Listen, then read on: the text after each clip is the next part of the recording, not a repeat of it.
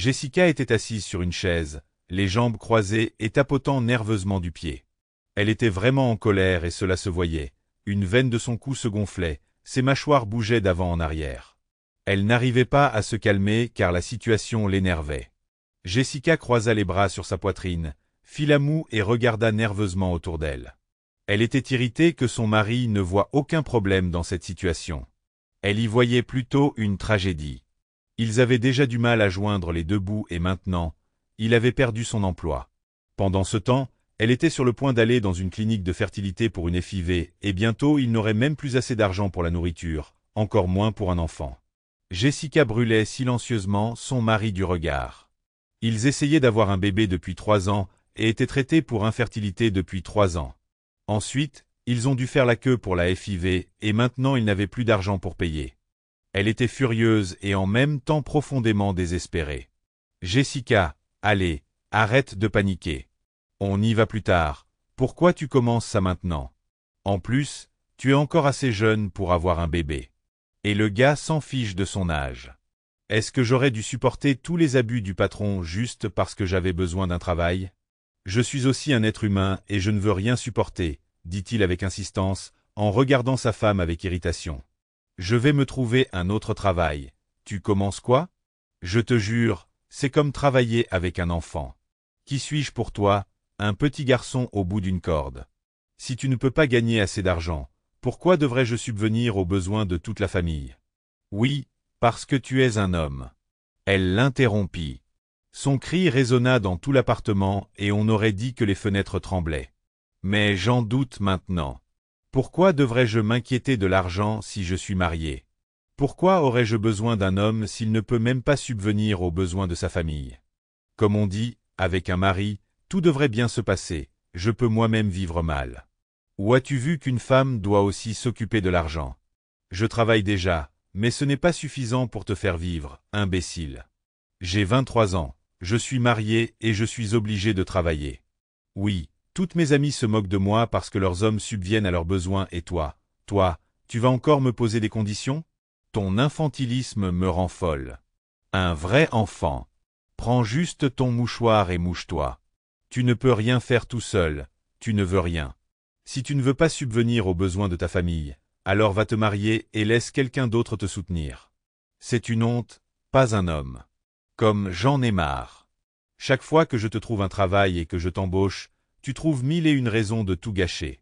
Qu'est-ce qui se passe cette fois-ci? Est-ce que ton patron t'a regardé de travers? Ou, Dieu nous en préserve, t'a réprimandé? Tu es un salarié. Tu dois obéir, imbécile. Il voyait qu'elle atteignait ses limites, que son esprit n'en pouvait plus.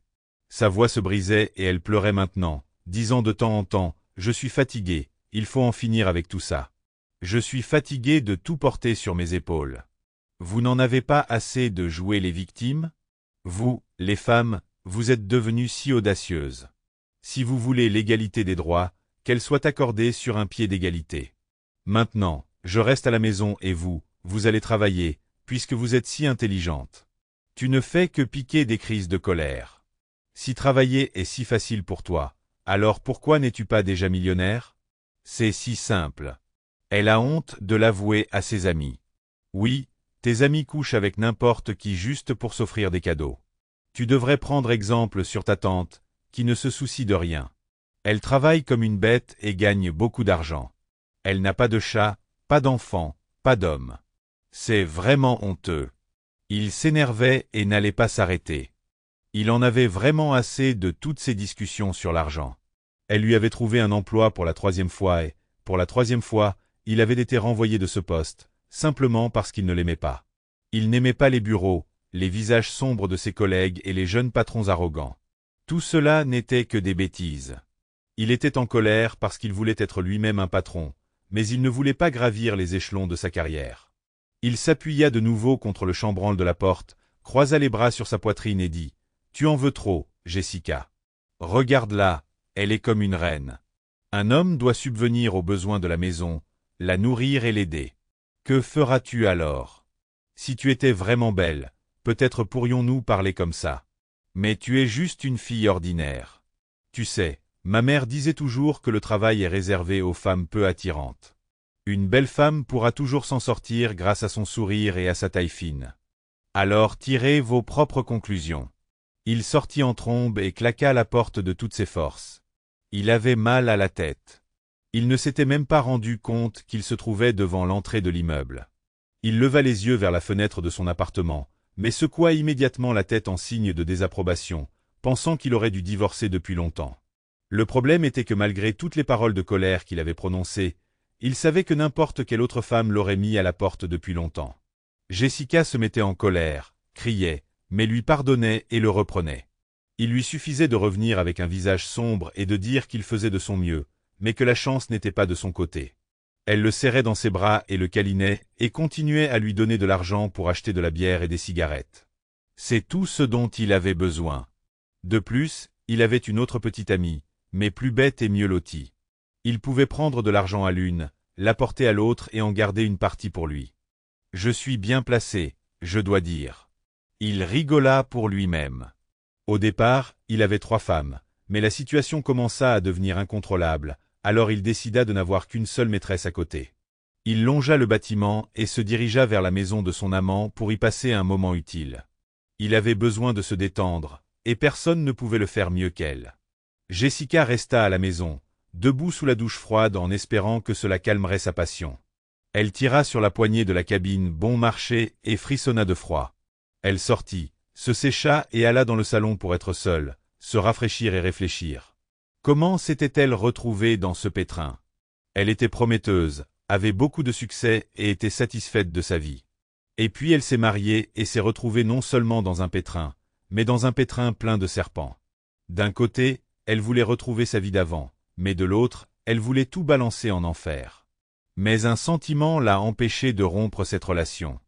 Elle avait peur d'être seule, elle aurait honte devant sa mère et ses amis. À 23 ans, elle était déjà divorcée. C'était trop. Jessica baissa la tête entre ses mains. Elle savait ce qui allait se passer ensuite. Il allait maintenant se promener dans la cour pour se calmer. Peut-être qu'il boirait une bière avec une amie, puis il rentrerait à la maison, la prendrait dans ses bras et elle lui pardonnerait. C'était comme si elle était dans une foutue roue et n'avait absolument aucun contrôle sur sa propre vie. Jessica s'approcha de la fenêtre, s'assit sur le rebord et baissa les yeux. La cour était pleine d'enfants qui jouaient, gambadaient sur l'aire de jeu et passaient du temps ensemble. Il y avait à la fois des petits et des grands enfants. Des mamans avec des poussettes se promenaient, leur visage était heureux, quelque peu spirituel. Jessica voulait désespérément devenir mère, vivre la grossesse et toutes les difficultés que cela implique, juste pour pouvoir tenir son propre enfant dans ses bras. Elle savait que la maternité n'était pas facile, mais c'était son rêve. Depuis qu'elle avait 17 ans et qu'elle était insatisfaite de sa propre vie de famille, elle voulait fonder sa propre famille. Sa mère était toujours à la recherche d'un nouvel homme et n'a jamais accordé à Jessica et à son frère l'attention dont ils avaient besoin. Lorsqu'Albert a quitté la famille, Jessica s'est retrouvée seule avec son rêve d'avoir un enfant et de fonder sa propre famille. L'une des principales raisons pour lesquelles elle voulait tomber enceinte était d'échapper à sa solitude. Même entourée de gens, elle se sentait toujours seule. Elle rêvait qu'avoir un enfant comblerait ce vide et la motiverait à prendre un nouveau départ. Mais la réalité était différente.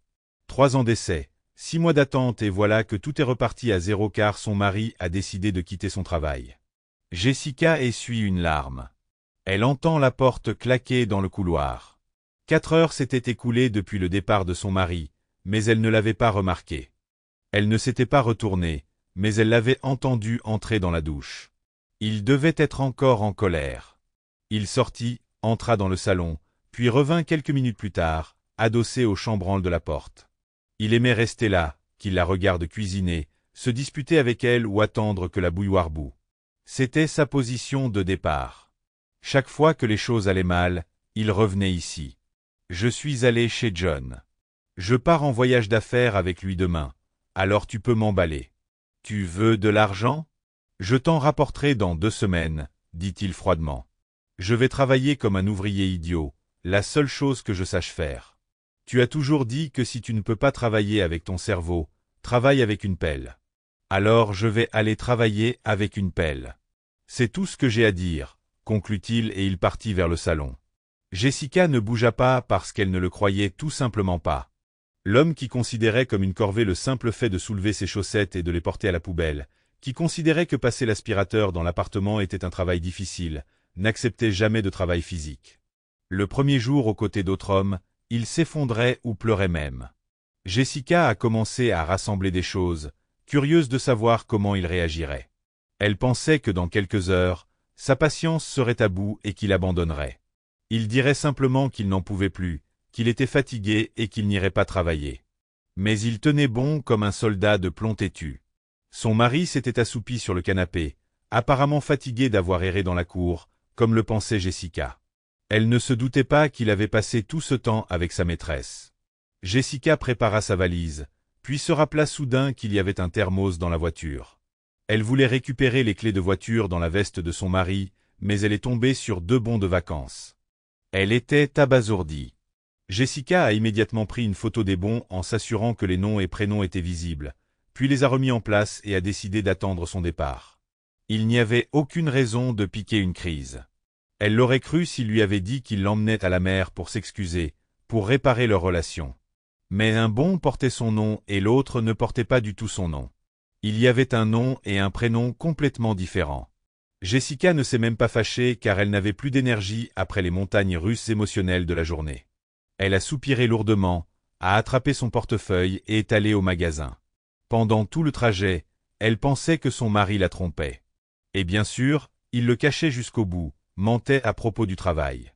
Et puis il revenait tout énervé avec un autre mensonge comme quoi il ne l'avait pas payé. C'était son plan. Elle ne le savait pas. Jessica pensait que les gens inconnus n'allaient pas au bord de la mer. Les gens partaient en vacances avec leurs maîtresses avec lesquelles ils étaient en contact depuis longtemps. Elle comprenait que s'ils l'emmenaient à la mer, c'était probablement parce qu'ils se voyaient depuis au moins 6 mois.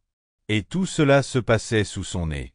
Jessica acheta tout ce dont elle avait besoin et rentra chez elle. Elle se repassa la situation dans la tête des dizaines de fois. En rentrant chez elle, elle ne trouva même pas les mots pour s'adresser à son mari. Il la serra dans ses bras, mais elle en fut dégoûtée. « Allez, Jess.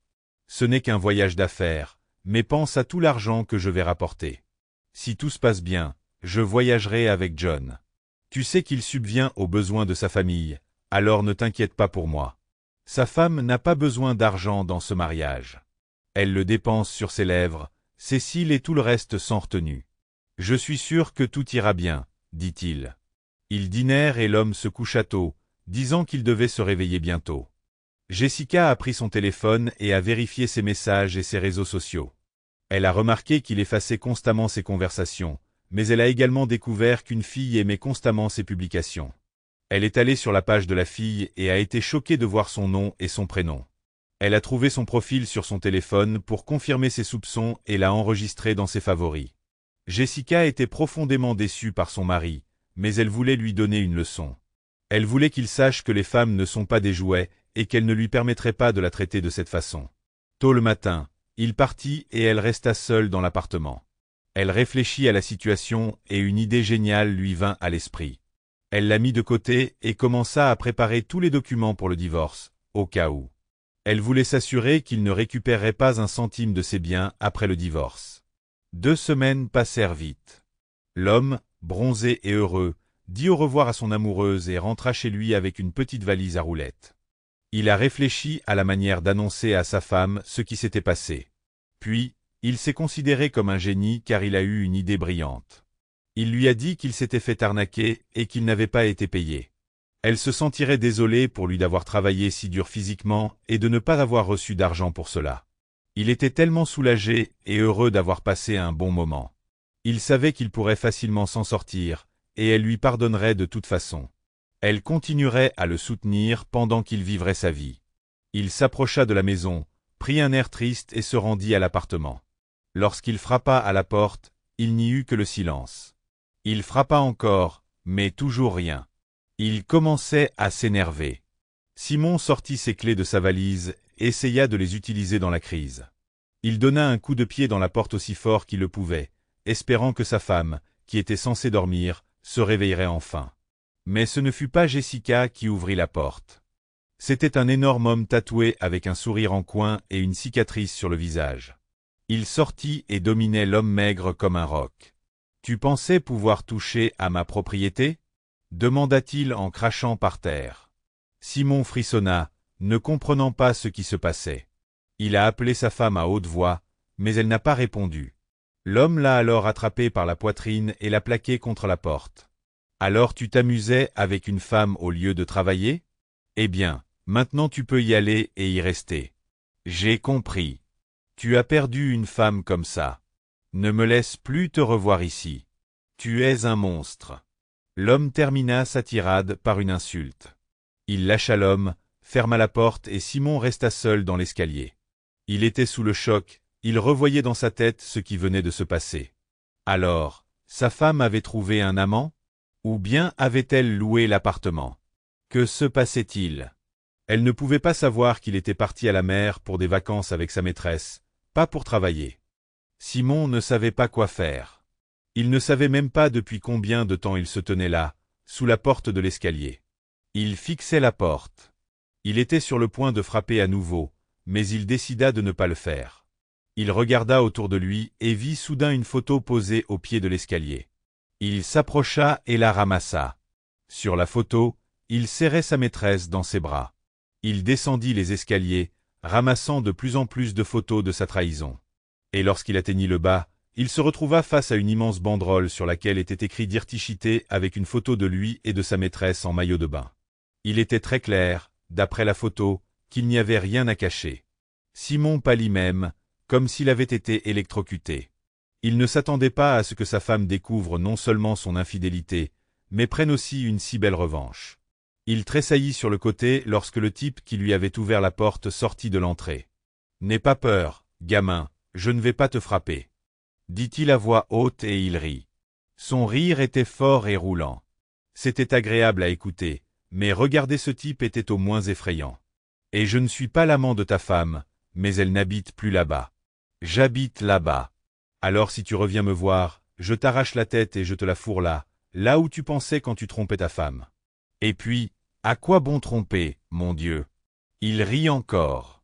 Et malgré le fait que son rire était offensant, eh bien, il était contagieux, Simon se retint à peine de rire aussi. « Les perdants comme vous ne sont même pas des hommes, mais une honte. Vous cachez tout cela en disant que les hommes sont polygames. Des animaux polygames, pas des gens développés. Tu veux être comme un animal, aller vivre dans les bois, compris? Chérie, il y a si peu de bonnes femmes. Et celle-ci travaille, et elle est belle et intelligente. Et tu as couru après ce rat maigre. Une femme doit être une femme avec des courbes, pour pouvoir s'accrocher à quelque chose. Et celle-là est un monstre, je te jure. Ok, Simon, sors d'ici gentiment avant que je te pende à cette branche de chêne. Ou alors j'éternue et tu vas te pisser dessus. Regarde-toi, tu trembles de peur. » L'homme rit encore. Simon s'en alla rapidement, sentant littéralement tout le monde le regarder, tout le monde se moquer de lui. Il se dépêcha de rejoindre la maison qu'il avait quittée ce matin. Il contracta un emprunt pour aller avec sa maîtresse à la mer. Il s'attendait à le rembourser avec l'argent de sa femme car il était sûr à 1 000 000% qu'elle lui pardonnerait. Mais non seulement elle ne lui pardonna pas, mais elle lui donna aussi une belle leçon en dévoilant sa tromperie. Il se retourna vers la maison et fut presque chez la maîtresse en 20 minutes. Il regarda l'heure et ne pouvait pas croire qu'il était parti depuis 3 heures. Toute cette humiliation avait-elle duré si longtemps? Même si, quand il était là, tout semblait durer une éternité qui ne finirait jamais. Il était tourmenté par des questions. Comment sa femme a-t-elle découvert sa liaison? Où a-t-elle trouvé ses photos? Et où est-elle allée? Mais la principale question qui le tourmentait était de savoir comment il allait rembourser le prêt qu'il avait contracté pour acheter des billets de vacances pour lui et sa maîtresse, qui le suppliait de les lui donner. Le complexe n'était pas bon marché, et les 100 000 $ qu'il avait empruntés à un taux d'intérêt élevé allaient bientôt se transformer en une somme écrasante, surtout pour quelqu'un qui ne travaille pas. Il se tenait devant l'entrée, puis se dirigea vers l'appartement et frappa à la porte. Il entendit une voix féminine et masculine derrière la porte. La porte s'ouvrit et son jeune amant apparut, et derrière lui il vit un homme de grande taille. L'homme le regarda avec méfiance et serra les poings. Simon n'arrivait pas à croire qu'il pouvait tomber sur 2 durs à cuire en une seule journée. Sinon, il obtiendrait quelque chose de l'un d'eux de toute façon. Simon recula. Chérie, c'est de notre société de gestion. Je reviens tout de suite, dit-elle affectueusement à l'homme. Il hocha la tête et se dirigea vers l'intérieur de l'appartement. Elle lui sourit si gentiment, mais quand elle se tourna vers Simon, son visage s'assombrit immédiatement. Elle lui parut encore plus belle. Il la regarda avec confusion. « Pourquoi diable es-tu revenu? Tu es stupide ou quoi? Tu veux que mon mari te jette dans les escaliers ?» demanda-t-elle presque à voix basse, retenant à peine son rire. « Je sais que tu m'as fait un prêt, idiot. Tu es pauvre et tu as encore un prêt à rembourser. Ta femme m'a appelé et m'a dit que tu étais un imbécile. Je sais donc que tu n'as travaillé nulle part et que tu m'apportes de l'argent de ta femme, sale bâtard. C'est dégoûtant. Tu n'es même pas un homme. Je pensais que tu gagnais au moins un peu d'argent et que tu pouvais supporter tout le reste. Mais tu n'en es même pas capable. Qui a besoin de toi, espèce de vilaine créature? Elle a fait ce qu'il fallait et je lui ai envoyé les photos. J'ai demandé à une amie de les prendre en secret pour qu'elle puisse te donner une leçon, idiote. Pourquoi, Alice? Tu as dit que tu m'aimais, dit-il, déconcerté. Il ne s'attendait pas à ce que sa femme le mette d'abord à la porte de l'appartement et que sa maîtresse ne le laisse pas entrer. Iréna rit si fort que l'écho de ses rires résonna dans le couloir. Moi? Je t'aime. Es-tu stupide ou quoi? Quel amour! Tu n'es qu'un petit cerf domestiqué. Vous êtes-vous déjà regardé dans le miroir? Les hommes sont aimés pour leurs actions, leur courage, leur capacité à assurer la sécurité des autres, à soutenir leur famille, et en fin de compte, pour leur sens des responsabilités. Maintenant, réfléchissons aux qualités que vous possédez et croisons les doigts. Oh, et je ne suis pas la seule à penser de cette façon. Pourquoi faut-il que tu sois aimé? Pour vivre au crochet d'une femme? Ou pour être une honte totale? Tu as menti à ta femme, tu m'as menti en disant que tu n'étais pas marié, que tu avais ta propre entreprise, etc. Oui, après tous ces mensonges, personne ne te pardonnera. Elle a craqué. La jeune fille disparut dans l'appartement, fermant la porte derrière elle. La seule chose qui restait dans l'escalier était l'odeur de son parfum et rien de plus. Il se leva et regarda la porte. Il avait l'habitude d'entrer dans cet appartement comme si c'était sa propre maison, mais maintenant il n'avait plus de maison, ni de femme, ni de maîtresse. Il n'avait plus d'autre choix que de retourner dans le village de sa mère. Il aurait préféré se couper la tête, mais il n'irait pas chez sa mère. Il ne voulait pas travailler, payer les factures, louer la nourriture lui-même, alors il préférait supporter le caractère difficile de sa mère plutôt que de tout faire lui-même. Il sortit un peu d'argent de ses poches, tout ce qui lui restait, et se dirigea vers la gare. Simon prit son billet et se dirigea vers le quai. Le bus arriva et il s'assit. Il ferma les yeux et se vit d'abord jeté hors de l'appartement par le bruit de tatoué, puis par cette affiche idiote accrochée là, à la vue de tous dans la cour. Puis la maîtresse le fit habilement redescendre et fit chuter son estime de soi de plus 300 à moins 1000. Il était assis dans le bus et ne pouvait pas croire que la vie pouvait changer de façon catastrophique en quelques heures seulement. Le déjeuner n'était pas encore arrivé, et il était déjà passé du statut de mari avec une belle maîtresse à celui de sans-abri. Simon descendit du bus dans le village où vivait désormais sa mère 2 heures plus tard. Il se tenait là et se demandait s'il valait la peine de partir sachant ce qu'il attendait. Peut-être qu'il valait mieux se trouver un emploi à la place. Sa mère était douée pour laver le cerveau des gens et leur essuyer les pieds afin qu'ils puissent continuer à vivre pendant plusieurs jours de plus. Mais en même temps, elle conservait une beauté aristocratique et une retenue.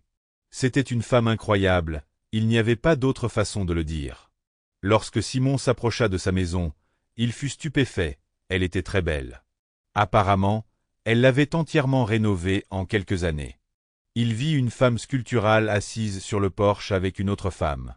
Elle se leva et se dirigea vers son fils. Simon ne vit aucune joie sur son visage. Sa mère ne se dépêcha pas, elle ne sourit même pas. Son visage exprimait soit la moquerie, soit une sorte de solennité. Elle était trop belle pour son âge, et il ne pouvait pas le nier. « Et pourquoi es-tu venu ?» Elle dit. « Penses-tu que juste parce que ta femme t'a mis à la porte et que ta maîtresse a préféré un homme plus capable, tu peux revenir ici? Je ne suis pas comme tes femmes stupides, et je ne soutiendrai aucun homme capable, même si c'est mon fils. Je peux donc t'héberger, te donner du thé, et même te laisser passer la nuit ici. Mais demain, Tu quitteras ma maison et tu commenceras une vie d'adulte délicieuse. Ta femme t'a vraiment donné une leçon. Il est difficile de croire qu'un imbécile pareil puisse inventer une chose pareille. Mais c'est inutile. Tu as 35 ans et tu es retourné dans les coulisses de ta mère? Quelle honte!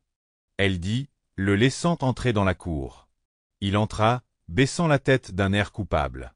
Tes sœurs gagnent bien leur vie, ont une famille, s'entendent bien avec moi. Alors ce n'est pas une question d'éducation, mon cher Simon. Tu as dû hériter des mauvais gènes de ton père. C'est un calcul simple, si 2 enfants sur 3 réussissent, alors ce n'est clairement pas une question d'éducation. Il entra dans la maison, se cachant du regard perçant de sa mère. L'homme monta prudemment l'escalier grinçant qui menait à son ancienne chambre. Il posa sa valise et s'effondra sur le lit enfouissant son visage dans l'oreiller. Il hurla aussi fort qu'il le pouvait, car il débordait d'indignation, de colère et de ressentiment. Hier encore, il profitait du soleil, de la mer, de la plage et d'une jeune amante, sous les regards jaloux des autres hommes. Et maintenant, il était de retour chez sa mère pour subir ses remarques désobligeantes et ses humiliations. Demain, il devrait déménager et il ne savait pas quoi faire. Il ne voulait absolument pas travailler pour des cacahuètes, survivre d'un salaire à l'autre, mais apparemment il n'y avait pas d'autre solution. Il était confronté au divorce et à une existence misérable parce qu'il n'était pas capable de faire plus.